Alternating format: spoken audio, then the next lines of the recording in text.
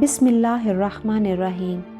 سفر کربلا امام حسین علیہ السلام اور ان کے ساتھیوں کا سفر جو مدینہ سے مکہ اور وہاں سے کربلا اور واقعہ کربلا کے بعد شام اور پھر کربلا سے ہوتے ہوئے مدینہ واپسی کا سفر تھا۔ 15 رجب سن 60 ہجری کو لوگوں سے یزید کی بیعت لی گئی۔ یزید نے برسر اقتدار آنے کے بعد ان چیدہ افراد سے بیعت لینے کا فیصلہ کیا جنہوں نے معاویہ کے زمانے میں یزید کی بیعت کرنے سے انکار کر دیا تھا۔ اسی بنا پر اس نے مدینہ کے گورنر ولید بن عتبہ بن ابی سفیان کے نام ایک خط ارسال کیا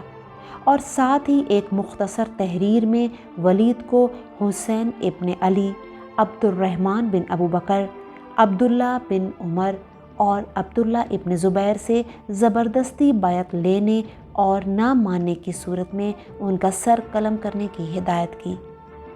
اس کے بعد یزید کی طرف سے ایک اور خط لکھا گیا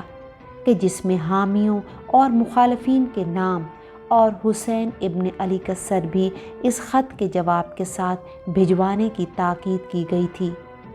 لہٰذا اس کے لیے بیعت کا مطالبہ کیا گیا، جسے امام حسین علیہ السلام نے مسترد کر دیا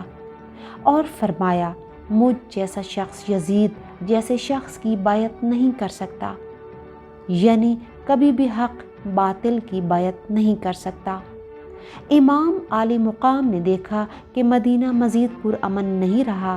تو انہوں نے مدینہ چھوڑنے کا فیصلہ کیا۔ ویڈیوز پسند آنے پر سبسکرائب اور لائک کریں اور بیل آئیکن کو لازمی پریس کر دیں تاکہ آنے والی تمام ویڈیوز آپ کو موصول ہوتی رہیں۔